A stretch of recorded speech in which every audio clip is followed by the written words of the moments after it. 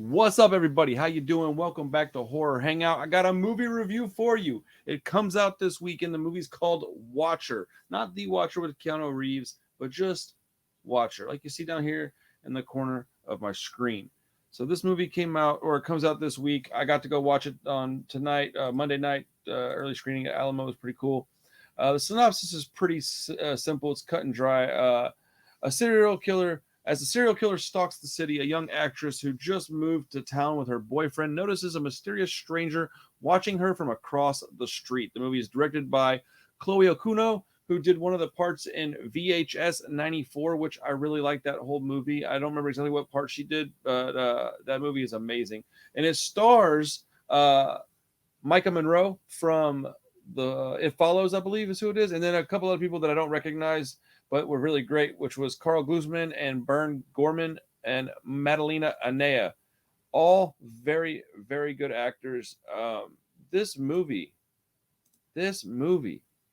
boy, it was something else. Yeah, man. Before I get into it, I'm going to lightly talk about the movie just a little bit. I'm not going to give away any major spoilers because that's crazy, but like I am going to talk about the movie a little bit, just a little bit. If that's something you cannot handle, you might want to just bounce. But I will be very, very careful to not put any kind of like. I would have to be a dickhead to do that to y'all. I'm not a dickhead.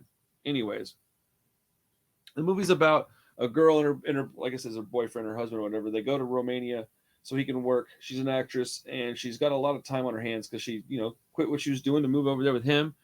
And, she's got a lot of time on her hand. And everybody speaks a different language than her, so she's a lot of time to be alone. And you know how it's, the phrase is idle hands are the devil's playthings. So things start to happen to her, and you're kind of wondering, like, okay, is she losing her shit here, or is this really happening? And that's the movie. It's 90. That's like 90 minutes. It's real quick. This is Alfred Hitchcockian to a degree that I rarely see these days. I don't know if anybody's familiar with the movie Sleep Tight. That's the only movie I can compare this to that a recent movie that I can compare it to. I wrote a few notes down while I was watching it. I will read them before I read them out loud. Make sure I'm not really spoiling anything. So a lot of the movie at the beginning of it has a lot of Romanian being spoken. I don't know if that's the language name or not, but I think that's what it is. They don't put subtitles. You're not supposed to know what they're talking about. And I think they did that on purpose so that you can feel what she's feeling.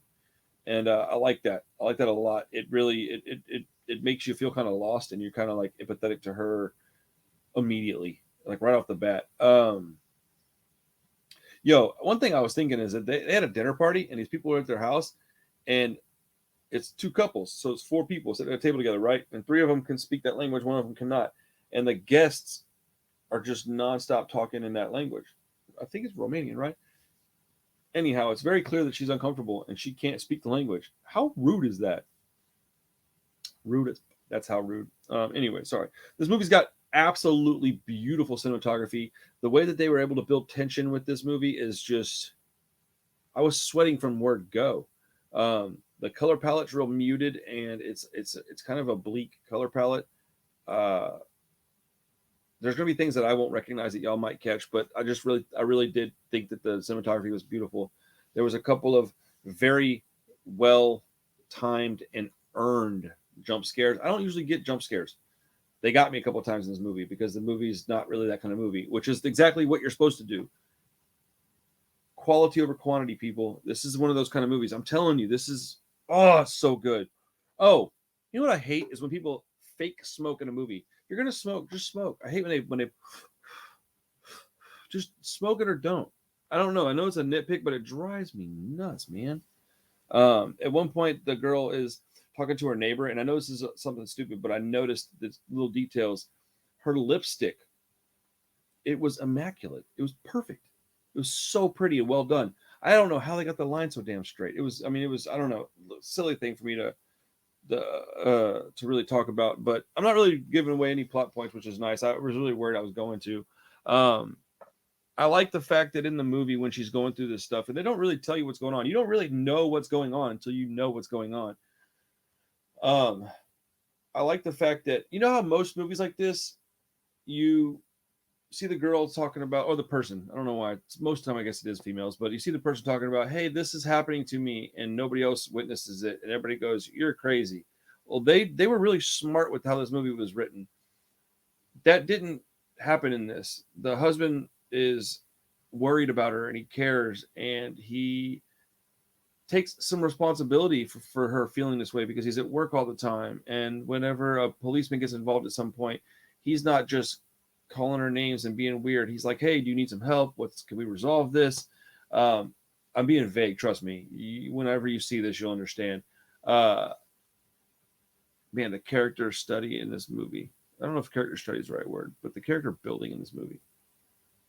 This is one of the best horror movies I've seen in like a couple of years. This may be my second favorite movie of a couple of years.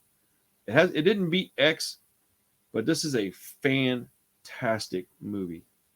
I can't believe it's this good. I saw the trailer and I thought that is one of them 50-50 movies. It's either going to be awesome or awful. And I was just worried. And then I saw it, and I get tired of movies a lot and fall asleep all the time. Nah, bro. This whole movie I was just like, and it's a slow burn, but it's a 90-minute movie. So you get a slow burn that's quick. Dude, this might end up being my movie of the year, to be honest, because I expected X to be good. I didn't know what to expect with this. I think you should go see it in the theater. It matters. You need it, and you need to be a quiet environment with loudspeakers because there's ambient noises that are going to affect the way the movie affects you. But the acting was superb. The music, whatever music there was, there's a lot of quiet in this movie, was excellent. The cinematography, just the storytelling, the writing, it was just such a good movie. I'm going to give this a 9 out of 10. A 9 out of 10. I think it's that good. I beg you to go watch this in the theater.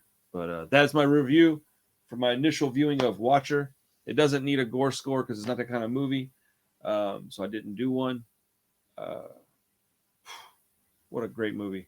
I'm really happy I watched this, and I hope you get to go see it too. If you get to see it, let me know in the comments what you think. Please don't spoil anything. Be as vague as you possibly can. I feel like I did a pretty good job of that with this review.